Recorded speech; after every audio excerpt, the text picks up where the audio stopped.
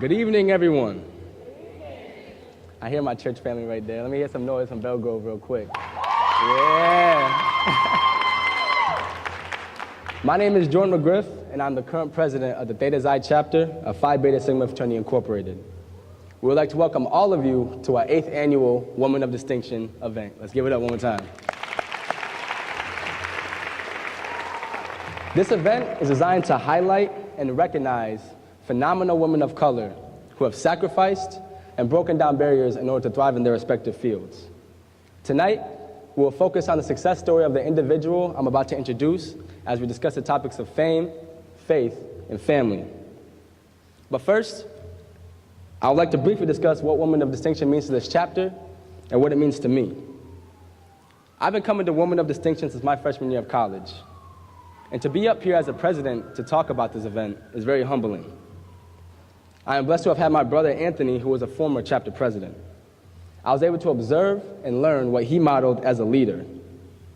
My hope is I'm able to instill to the current undergraduate chapter the same ideals and impeccable beliefs that he instilled when he was president, as a feminist and an outspoken advocate for women, because those are beliefs and values that I also hold close.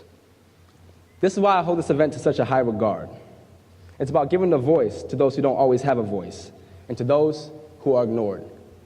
History is exactly that, his story. And throughout the course of history, her story has always been allowed to fall by the wayside. Her story has always been forgotten, compromised, and covered up. Tonight, we change that narrative. Tonight, we recognize individuals who have overcome experiences of marginalization that have been amplified by the fact that these are people of color. These barriers are extremely specific to each person, based on the interactions of their multiple identities.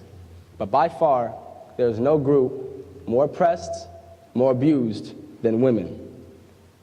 Tonight, we give reverence to just a few of these amazing women of color. As an organization of men of color, we see you, we thank you, and tonight and every other night, we will make sure that your voice is heard and recognized. In addition to honoring our celebrity Woman of Distinction, we would also like to honor Women of Distinction within our own community. These women are movers and shakers, interrupters and disruptors. They are powerhouses. So tonight, let's sit back and listen to their amazing stories and let yourself be inspired. I'd like to please welcome to the stage a few of my brothers who will be recognizing the Women of Distinction and hand out the awards.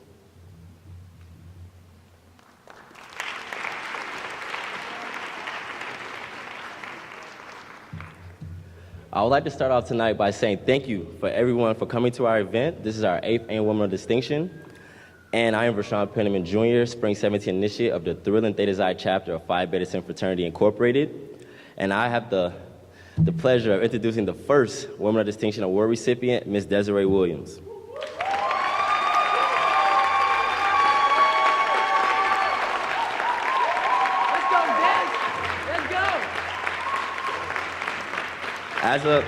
Ms. Desiree Williams,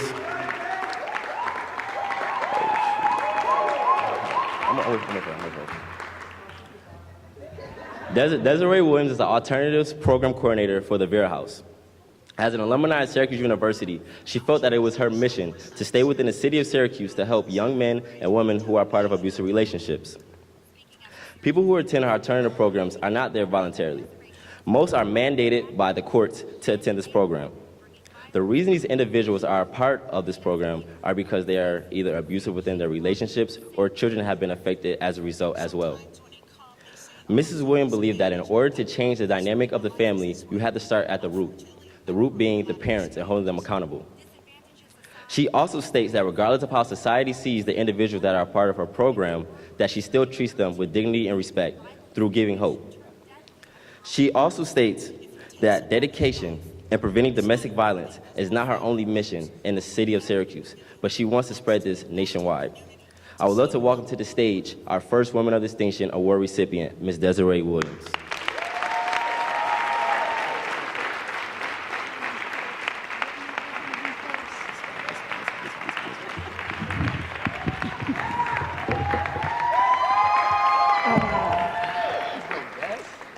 Thank you. Again, my name is Desiree Williams. I am the Alternatives Program Coordinator at Vera House. And a lot of times my days run into my evenings because of the work that I do, such as helping young men and women of color in my community. I like to say I'm a latchkey bad mom now because my kids are grown and move on. It allows me more time to do my work. The great thing about it, my work don't seem like work because I enjoy doing it. I enjoy helping people get over the hump when they're on parole, probation, or they're building more jails and not more universities. Our black people, our men of color, they need options. And I'm glad to be able to provide that. So thank you. I don't have much to say. They caught me by surprise. But I just thank you for having this award. Thanks.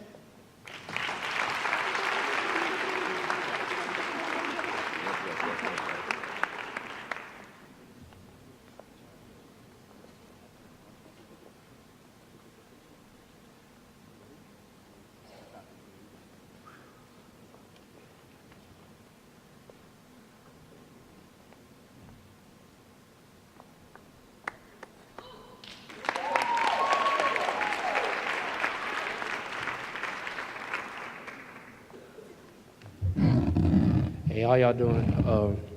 My name is Chuka Sorinati, Spring 17 Initiate of the Thrilling Theta Xi chapter of Phi Beta Sigma Fraternity Incorporated. And I'll be introducing the second Woman of Distinction Annual Award recipient, Ms. Monica Williams.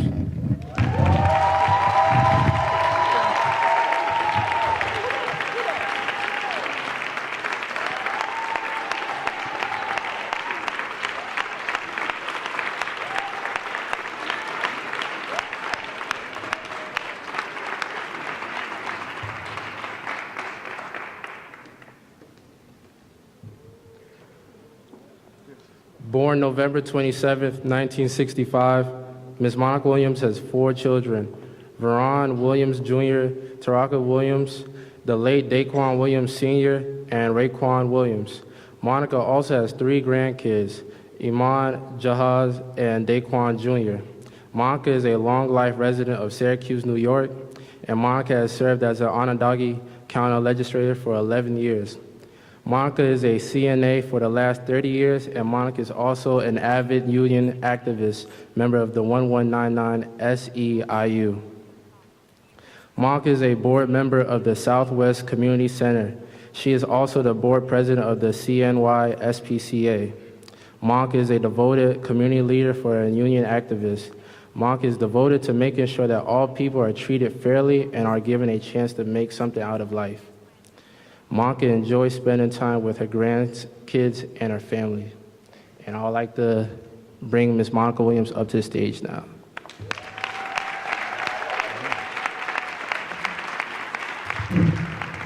Thank you, everyone. I am very honored to be standing here tonight to receive this award. I, too, was surprised by it and very happy and humbled. I was born and raised right here in Syracuse, New York, on the south side of the city, through many challenges. As a young mother on welfare trying to raise my children, I began to know that in order to make a change for myself and my children, I had to get more involved in my community. So I did that through the process of where I work at, of becoming a union activist, to give back to people, to help people. So when the opportunity came for me to run for county legislator, I took that knowledge that I had and I went and I knocked on doors, many, many doors, met many, many people, and learned that their struggles was very similar to mine. So I stand before you today very honored to say I am very happy to be a county legislator. Although I am not a politician, I just like helping people. So thank you very much.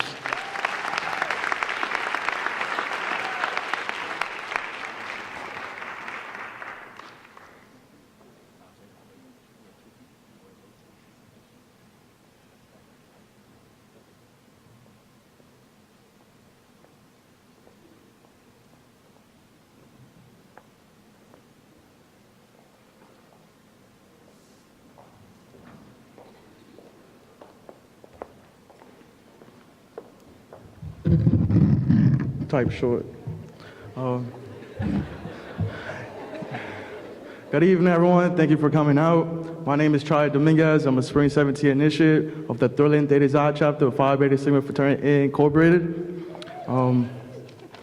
And I will be presenting our third Women of Distinction Award recipient, Ms. Clarice Coleman.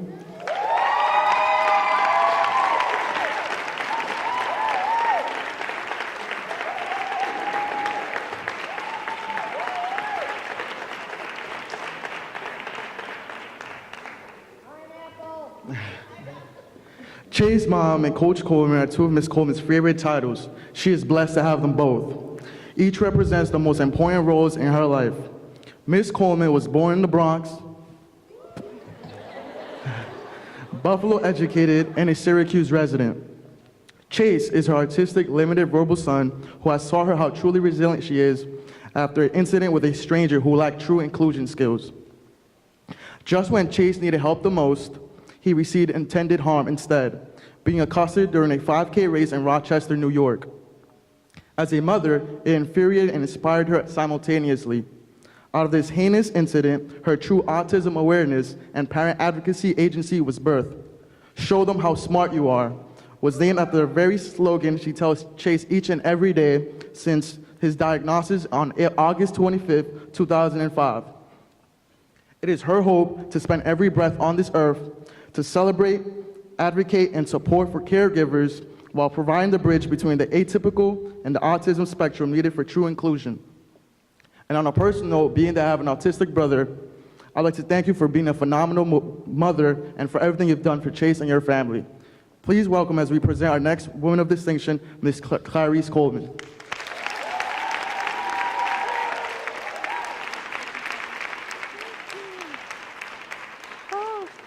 Thank you. I want to thank everyone who even just thought about adding my name to this list. And I want to accept it on behalf of the one mother out of 42 who's going to wake up tomorrow morning, give birth, and find out that they're going to have an autistic son. When my son was born, it was 1 in 151. That was in 2001. Today is 1 in 68. Every 68 kids that are born, every day, everywhere, one of them is going to be on the spectrum. So it's not the end-all, be-all. And we need each other. And inclusion is the answer. Inclusion is the key. You can't separate them. They're here, and they're going to grow up. We're not going to lock them up, and there's going to be more of them. So we all need to know how to work with them because they want to know how to work with us. Thank you. You didn't give me my word.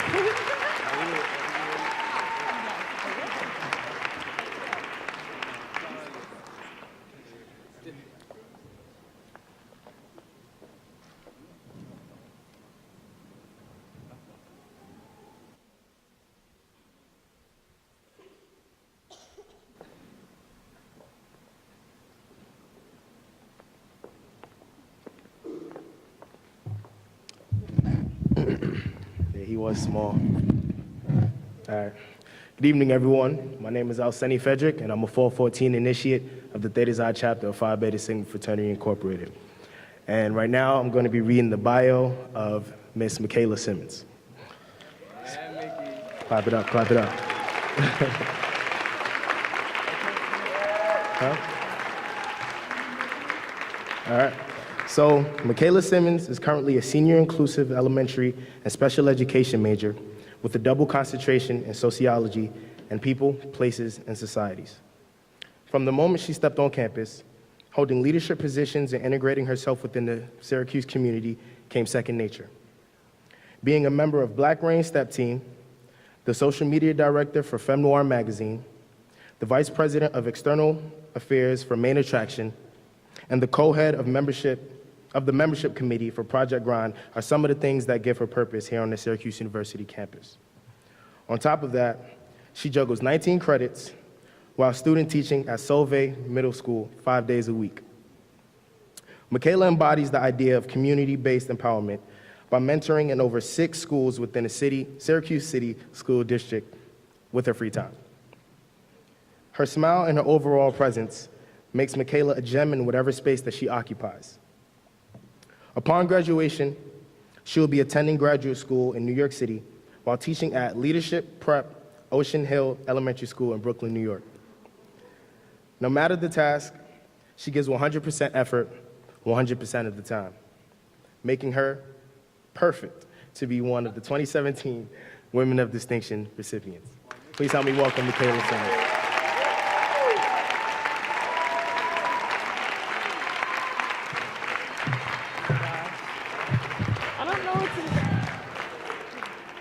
I was not expecting this or to say anything, so I just want to say thank you to everyone who's in the room. Thank you for also anyone who even decided to put my name on this list. I'm truly honored and humbled.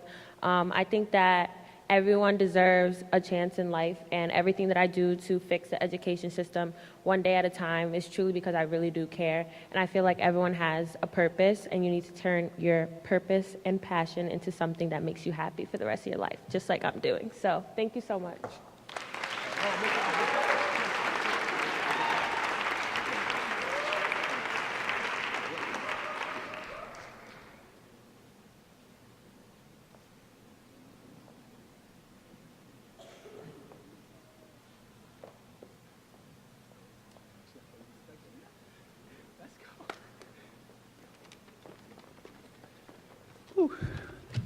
Hello, everyone.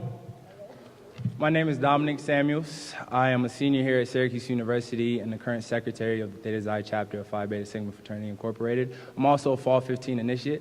I'm really excited right now because this is a little off script, but she's about to cry because she's not going to expect this.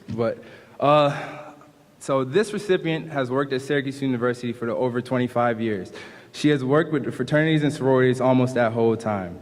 She has given blood, sweat, and tears for the community, and especially MPAC and Phi Beta Sigma Fraternity Incorporated. During her time at Syracuse, she has made countless connections and relationships with the students and alumni in the community. It's not uncommon to see her work on weekends and late nights, supporting and working with the many respective groups and organizations on campus that she works with. Little do many of you know that she plays a pivotal part in making a lot of these programs, such as tonight, happen. She has worked with fraternity and sorority affairs in the MPHC Council for the last 10 years. In addition, she's advised approximately 13 fraternities and sororities for the 6 governing councils on campus. Giving back to the community is one of her passions, and she's a hardworking, passionate, amazing woman who also has an amazing son named Nicholas. Personally, I have known this woman of distinction since my sophomore years. She has had my back ever since. She helped me transition into my role as president of the Theta Xi chapter my junior year and quickly became somebody I knew I could always count on here at the school. She has become an amazing friend to many of my brothers in this chapter, alum and current brothers on the yard, and I'm surprised she hasn't banned us from entering her office as much as we come in there, annoy her, asking for food, to make calls, and just overall raise her blood pressure. But she knows she loves us. Without further ado, can we give a warm round of applause for Deborah Montebianco, our last Woman of Distinction Award.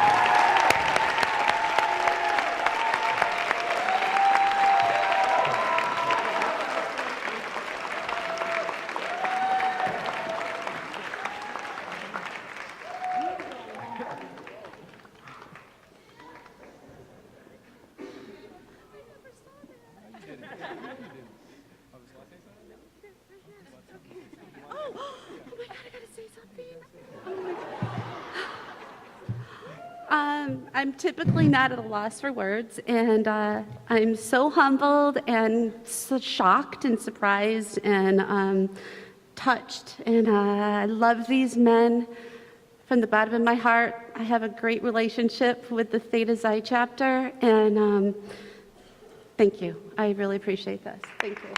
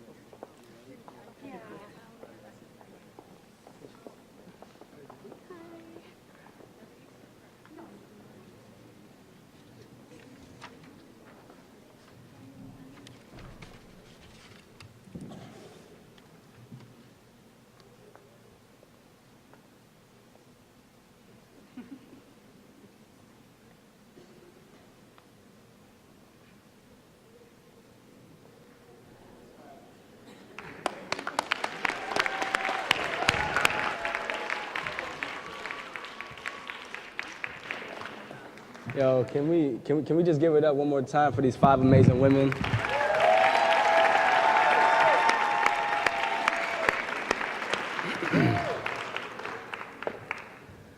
All right. Now, I would like to introduce our 2 co-moderators for the evening, my 2 line brothers, Jamik Jenkins and Bakusa Kante. Alongside them will be our special guest for the night. But before I introduce her, I would like to tell you a little bit about her. Born in Panama City, California, Meagan Goode began starring in commercials at the age of 4, and to date has completed over 60 national television commercials. She made her primetime television debut starring as Sarah's best friend Katie on the Friday night WB show Raising Dad. Goode's first major television role was as a series regular on the TV hit Cousin Skeeter. Meagan did a 4-episode stint on the law drama Kevin Hill. She also guest starred on various shows, House MD, Cold Case, Moesha, Touched by an Angel, and The Steve Harvey Show, The Famous Jet Jackson, The Division, and The Parenthood, to name a few. Meagan spent the early part of 2010 working as a co-star and producer of the film Video Girl. Meagan describes the movie as being about a girl from a small town who used to be a professional dancer until she gets a knee injury. So she's in a place where she's trying to figure out what she wants to do professionally. She gets hooked into the video modeling world, develops a drug habit, and gets caught in the limelight. Meagan and the crew spent several weeks filming in Louisiana. Meagan also executive produced and starred in opposite actor, director Ty Hodges in Miles from Home. Miles from Home premiered at a Pan-African Film and Arts Festival, the Washington, D.C. Independent Film Festival, and the Atlanta Film Festival, in which it swept all the awards: Best Feature, Best Actor, and Best Actress. In 2011, she starred in Jumping the Broom, Dysfunctional Friends, and 35 and Ticking. Mike Myers Stomped the Yard, which debuted #1 at the box office, and a tense thriller, Saw 5. Goode is most recognized for her acclaimed performance in the eerie family drama Eve's Bio, for which she received the NAACP award and a Hollywood Reporter nomination. Goode currently lives in California, enjoys performing with a female group, the Hello Girls, and reading the Bible. Ladies and gentlemen, it brings you my distinct pleasure and honor to bring out and introduce to y'all the lovely,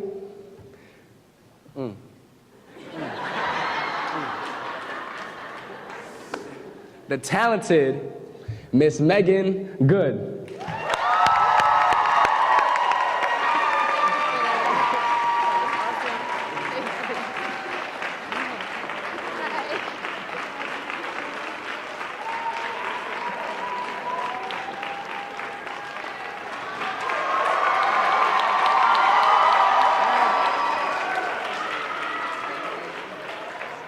Hello, hello. Thank you guys for having me.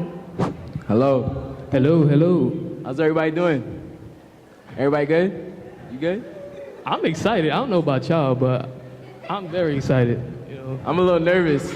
Be around the wonderful Meagan Goode. She moving her chair. I'm about to move mine. You know? I want to be able to see y'all. That's nerve-wracking.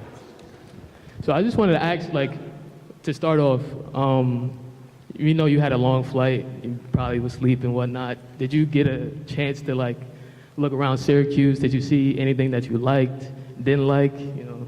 We got a chance to look around just as we were coming in and coming to the hotel, and the first thing that my sister and I said were like, it's so beautiful here. It's such a pretty place. Mm-hmm. So yeah, it's been a great experience, and yeah, we came in and we slept a little bit. Is it not pretty here? I thought it was pretty. Come on, y'all. We were looking at all the trees and... Oh, wait till it snows? Oh, then there's that. Yeah. Monday, it was 2 degrees. And the weather changes every day. Yeah. It'll be 40, then 80, then 20. Because the weather was beautiful today. We came in, we were like, we don't need no sweaters. No, if you was here Monday, you would have had like 2 coats on, a few pairs of socks. So yeah. But yeah, to give everybody a better feel for who you are, we just wanted to know, like, when you wake up in the morning, what's the song that you play, or when you're alone in the car, what do you blast? Like, Right now, the first thing I play is Charlie Wilson's "I'm Blessed." okay. Because someone told me a few years back, how you start your day sets the rest of your day. So when I get up, first thing I do is pray. I get dressed and everything, and then when I get in the car, the first thing that I want to go into my spirit is something positive that sets my mind and sets my intention. And so I love that song because it's really like simply about just thanking God for being alive and having another opportunity to do His will, and to just like not sweat the small stuff, just have peace and just be happy and thankful. It's great. It's great. It's amazing, actually. Yeah.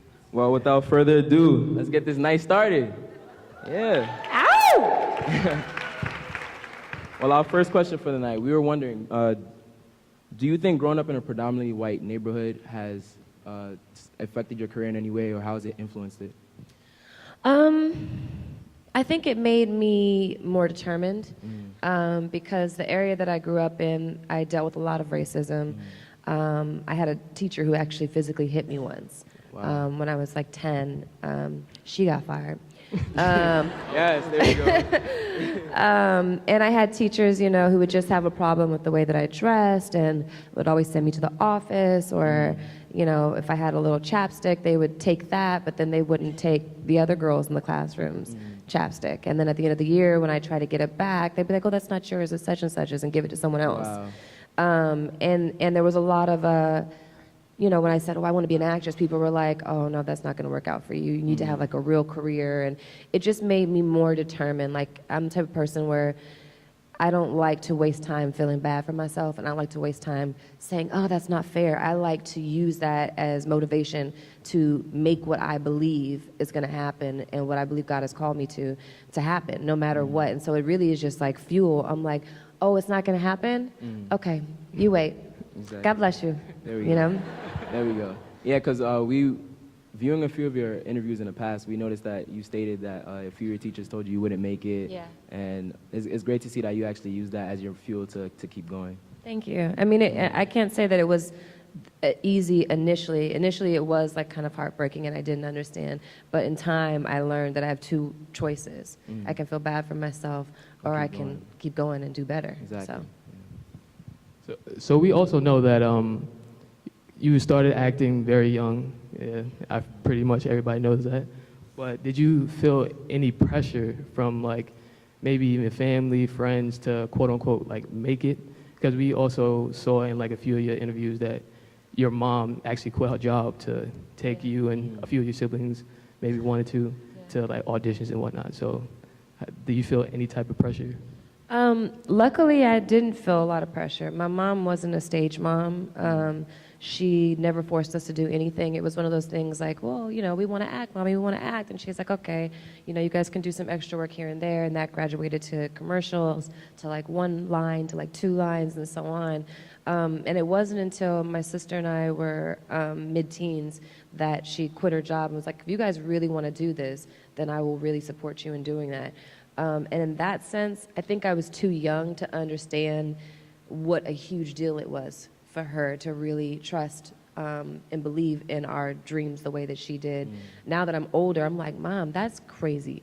Like, you don't know when your next job's gonna come. You don't know when you're gonna book another role. You're always, as an actor, it's always a faith walk, and at times it'll be months, it can be years, and you just don't know when your next check is coming. So for my mom to have that much belief in us was massive, and I think that really set the pace for us believing in ourselves. We never even thought to ourselves, like, we don't know when our next check is coming. We're like, oh, God's got us, like, we're good, So to your question, no, there wasn't any pressure. It was just, just walking it out as a family. I know she must be proud now to see all that you've done, and you did a lot of things in your career.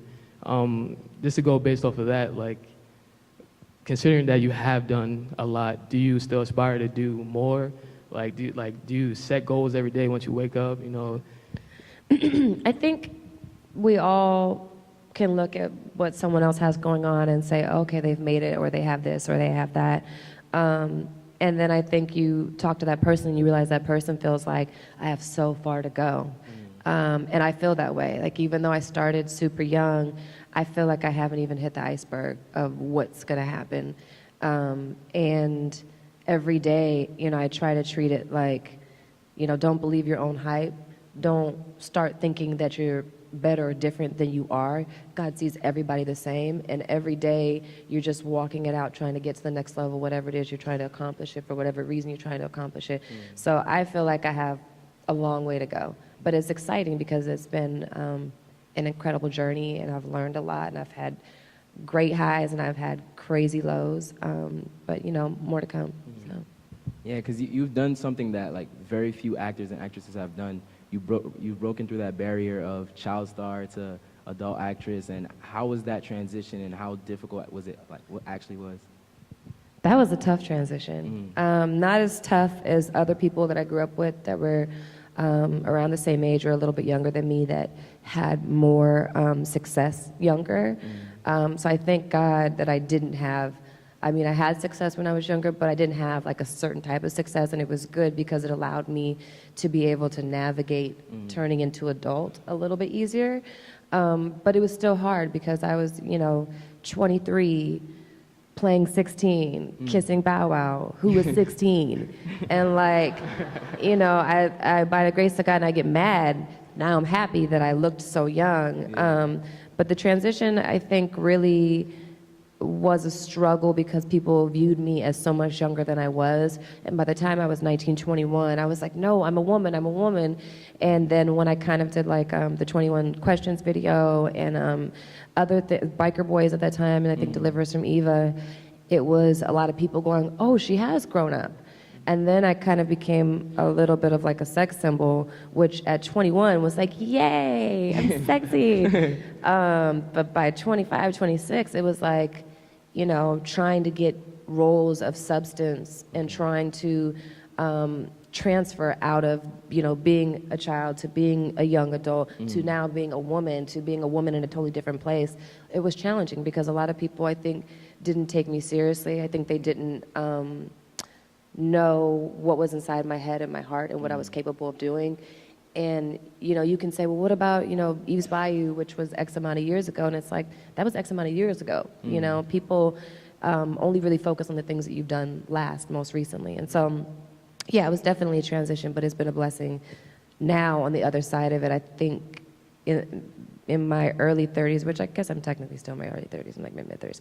But I think the transition of even like, getting married and deciding to do TV again, which I hadn't done TV in like 10 years at that point intentionally, deciding to do Deception, and just all of that stuff kind of shifted my career as well. So every season it's like a different shift as you get older and have different experiences and grow as a person. Yeah, it was great seeing you, and one of your first leading roles was Waist Deep too, right? Yeah. Yeah, that's one of my all-time favorite movies. Thank you. Actually. So how was it? How did you channel your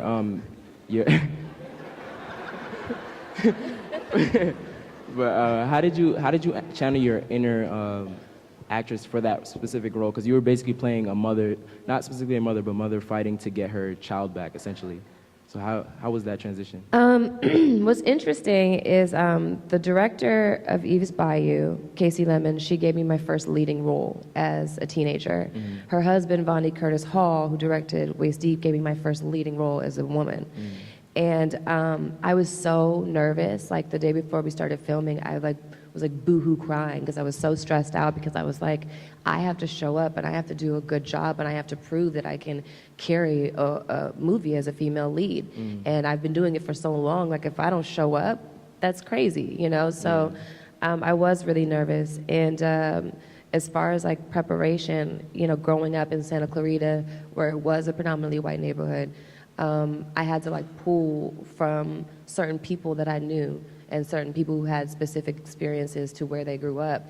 And crazy thing is, a lot of my character in Waist Deep was based on Keisha Cole in my head. Okay, yeah. Because Keisha was a good friend of mine. I met her when she just got to LA from Oakland, and she was, starting her singing career. And I think we were I don't know, 18 or 19 when we met. And so a lot of her personality was a lot of what I based Coco on. And then as far as having a little one, that was like a lot for me to pull from, because I didn't have any kids. I don't have any kids yet. But I'm an incredibly maternal person. I always take care of the people around me, and I have a lot of young girls that I mentor. And we, you know, my sister will tell you, when we lived together, we've had so many people live in and out of our house because we just are naturally nurturers, because that's how my mother is. So I pulled a lot of that from there. So you mentioned people like Keisha Cole, Bow Wow.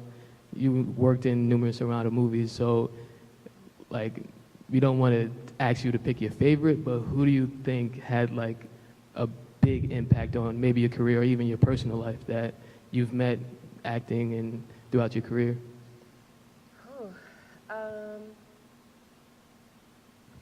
You know, everybody I've come in contact with has had some type of impact. You know, rather it's the ladies of Think Like a Man, where there's like a sisterhood and there's a bond. Rather it's, you know, was the cast of Deception that felt like a family.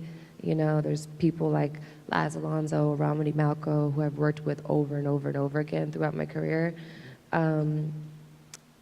You know, I don't know that there's any one specific thing. Probably Casey Lemons with East Bayou, because I wanted so bad a chance to show people that I could really act. And up until that point, I had only had like a few speaking roles in a movie or a few lines.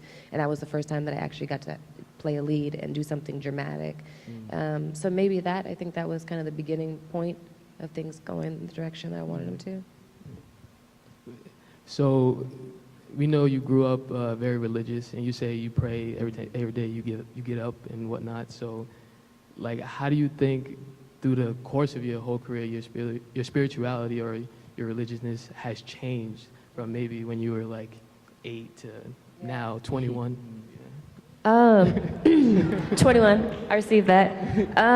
Well, you know, I don't consider myself religious. I consider myself spiritual in the sense that I believe in Jesus. Jesus is my savior. I believe in God. But I don't believe in being judgmental. I don't believe in, sometimes, I guess, the way that religion can be put on other people that I think actually scares people away from God.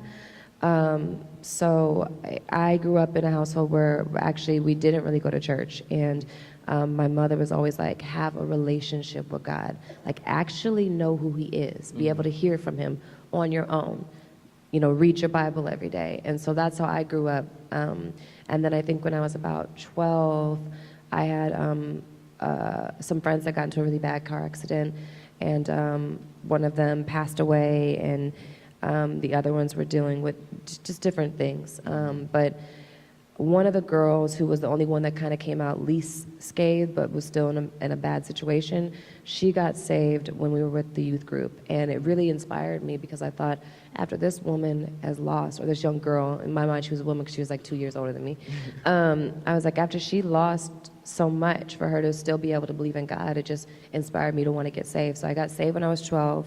I got baptized when I was 19. I went through craziness in my 20s. I rededicated, and I think in every part, you know, it's the maturity, it's what you're experiencing, it's how in tune you are with God. For me, I remember at 12 years old, like praying, like, you know, please, Lord, let me look like one of the members of In Vogue, you know, stuff like that.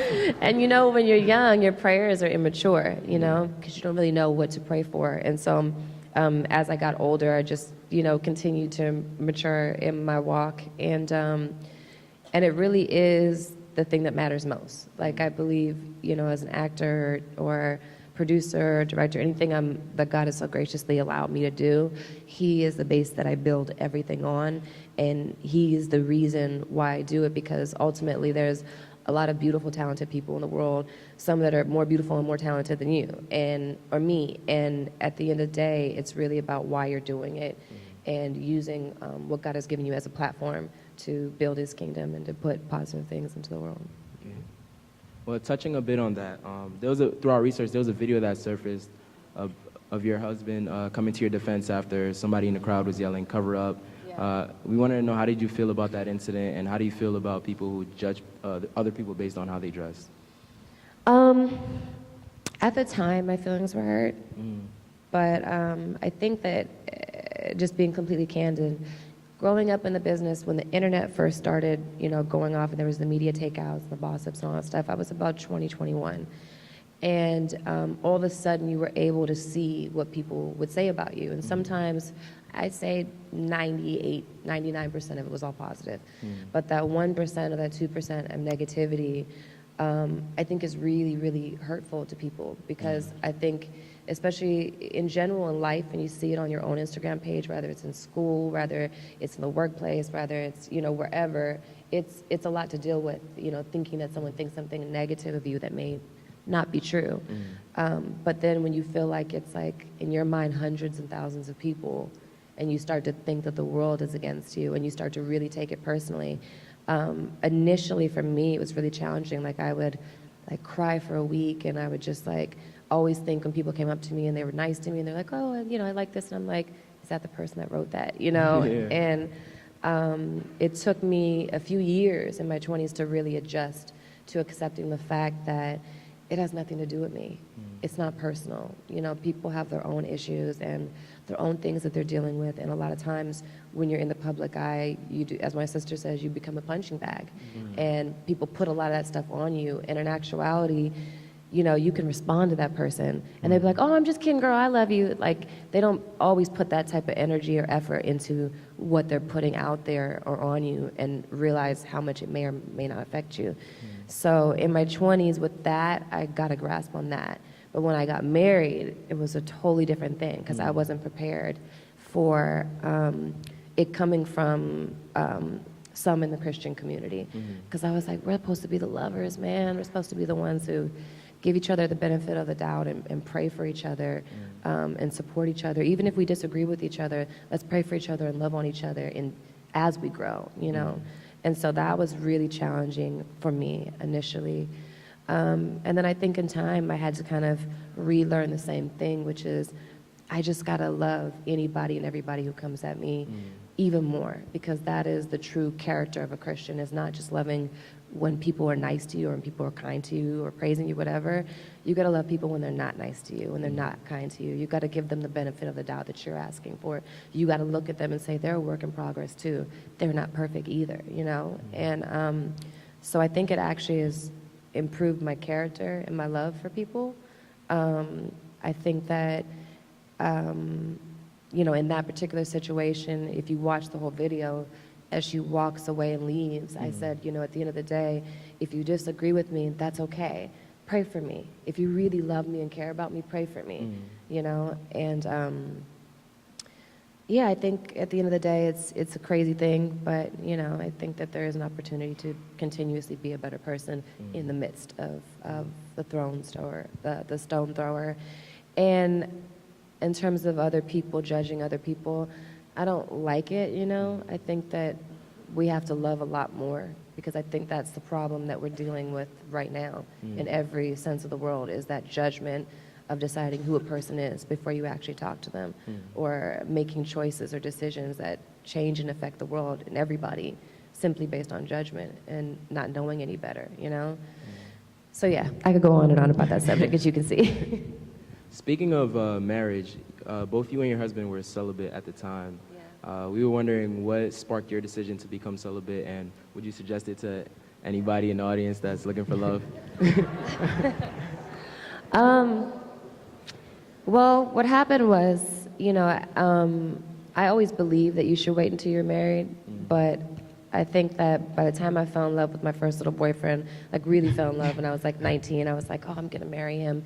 I started saying in my mind, well, he's gonna be my husband anyway, so it's the same thing, and you just kind of come up with excuses, I guess. And then,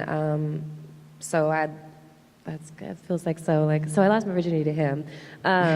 So anyway, and then I was with him for a few years, and then I had maybe 3 serious relationships after that all lasted for years at a time. And what I realized when I came away from those relationships is that doing it my way always resulted in walking away with some type of baggage, or damage. And it's not that I was dealing with cheaters or, people that weren't good people, in my opinion.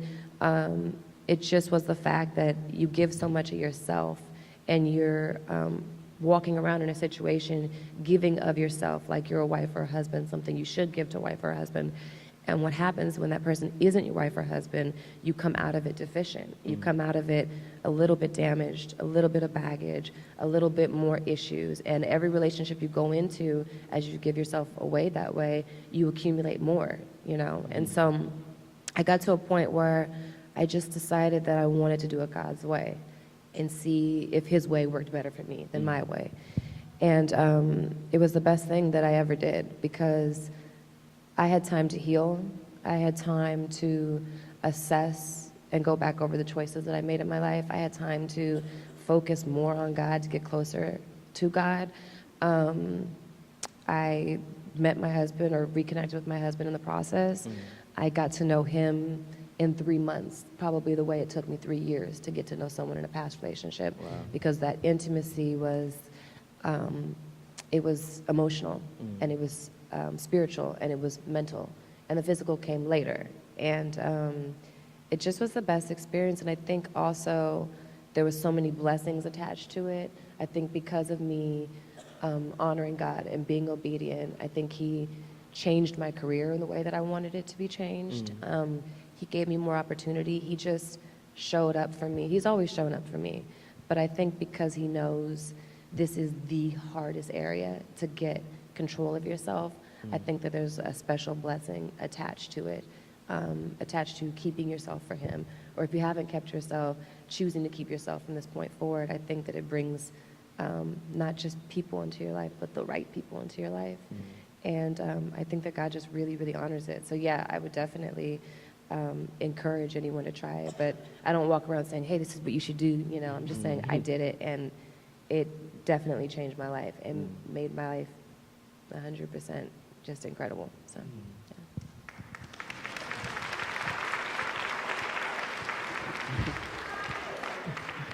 You gonna try it? You won't regret it, I promise. So you touched on past relationships and people you've dated, but in the tabloids and for the public eye, we haven't seen that. So how did you manage to separate the two? Because a biggest actress as you are, you're always out there in the public eye. So how did you manage to separate the two? Well, that's twofold. I think there are some people, I remember I did this interview with the New York Post, and we were talking about a past relationship that I was in, and talking about marriage. And after that interview, when she went, did it and put it out, she took it upon herself to name 5 or 6 different people that I never dated, which was interesting because I was like, but you had me on the phone, you could have just asked me. But instead of asking, she just kind of, named off these people that I've never dated in any way, shape, or form, which was interesting. But to that avail for the people that I was in serious relationships with, which are not celebrities or anyone that you may know that way, maybe, but I don't think so. I just determined that at that time, I think because the relationships can be frail, and because when people start to get involved and have an opinion and think that they know your relationship, I think it's a little bit more prone to break. But I also think when your relationship is really solid, nothing can really break it except for you guys, but not other people or them having opinions or anything like that. So yeah, I think in the past I kept my relationships under the radar and more private. With me and Devon, the difference is that I didn't set out to keep us private or not keep us private. I just was honest and candid about my experience because I didn't feel that God allowed me to have it just for myself. And so the more that I had shared just being honest, the more people asked. And then, then our relationship is out there, but it's not really about that, And so in that sense, there's no fear because it's me and him, so.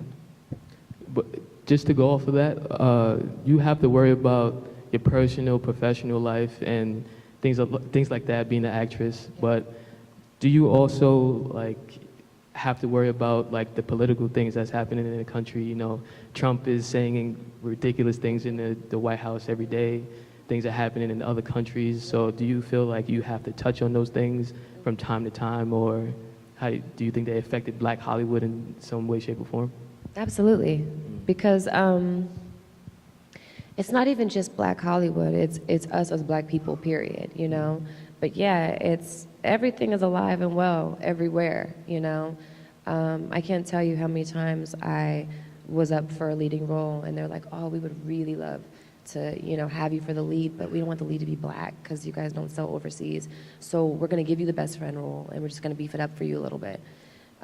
Or how many times I've just been told, you know, outright stuff that you think that people would never say to your face.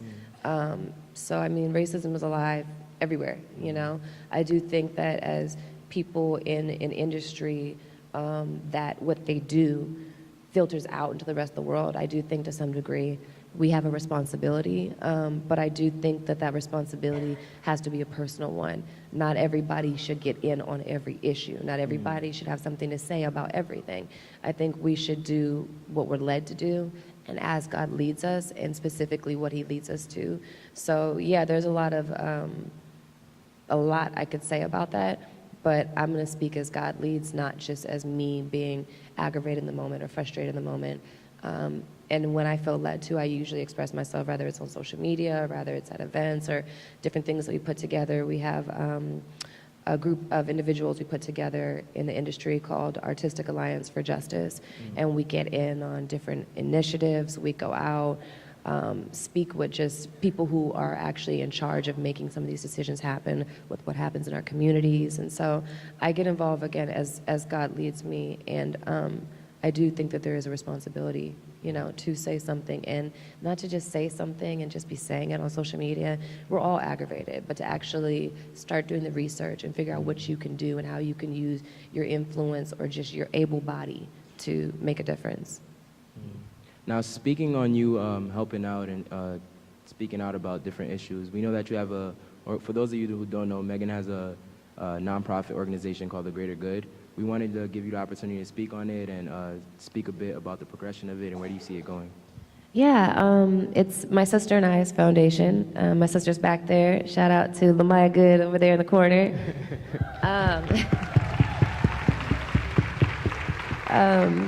So our foundation is called For the Greater Good, and what I was saying earlier, I feel that you should do what you're called to specifically. We both have a heart for young women, especially, I mean, definitely for young men as well, but young women who have gone through things like abuse and rape and don't have mentors or someone there to speak to or help encourage them or influence them or just let them know that they are capable of anything and everything God has put in their heart and on their spirit, and that sky is not even the limit. So our foundation consists of mentoring young women, making ourselves available. We have a program with the Compton School District where we teach math, science, history, all that stuff, but we teach it via the arts because there's kids like my sister and I who, you know, we weren't super book smart, but we had a lot of wisdom and we were capable of being book smart, but the way that we learned was very artistic. And I think sometimes when you learn an artistic way, people will go, oh, well, they're not that smart, or, you know, they're stupid or whatever. And it's like, no, everybody is different and everyone has different strengths and ways that they express themselves and learn. So our program is really geared towards those kids who learn a little bit differently, allowing them to learn these things via the arts, ways they can get passionate and excited.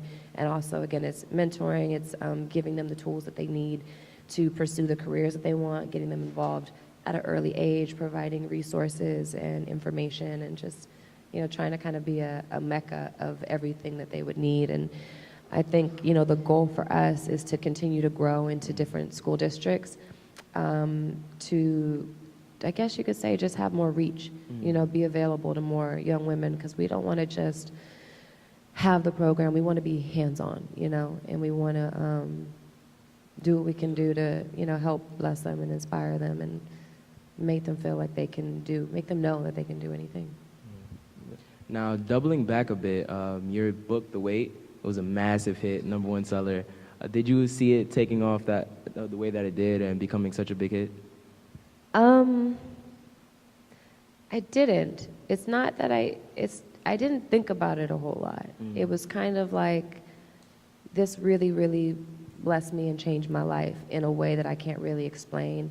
And sometimes when you explain it, it sounds very religious, but it's not. It's kind of just like common sense, you know?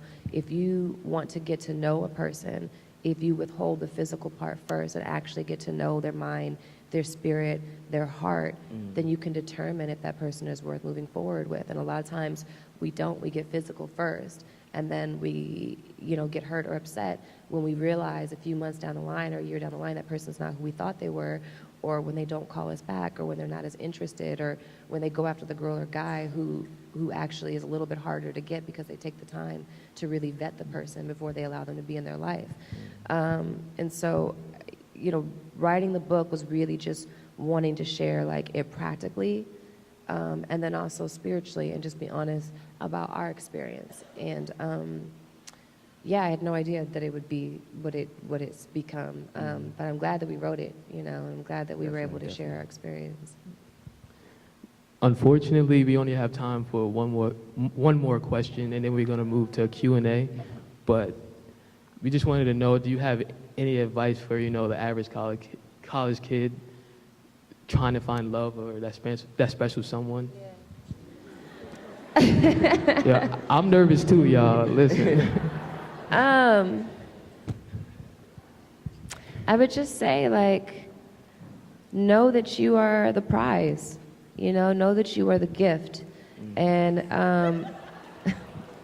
yes. Everybody's agreeing with that. And know that not everybody deserves you. And so be precious with yourself, with your time, with your energy, with your body, because no matter what we've done, no matter what we experience, no matter what's been done to us, we all deserve God's best and what he has for us. Definitely. And so, again, I would just say, don't settle and don't sell yourself short.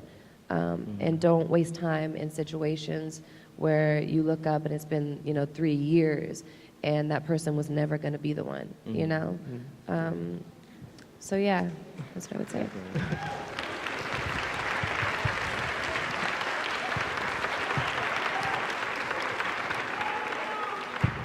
Love you too. So now whoever may have questions, there's mics on the side. Just walk up one by one, ask your questions. Don't be shy now. Yeah.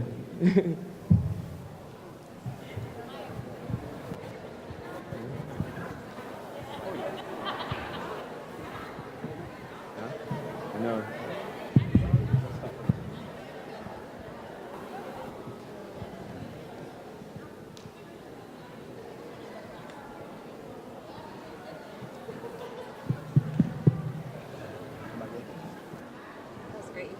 Thank you. I was nervous. I hope, were you? Yes. I was nervous too. I was like, I hope I'm not dragging when I'm talking. No, he's great. Thank you.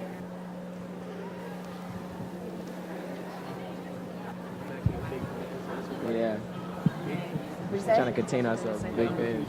Oh, thank you. Yeah. All right. Hi. Oh.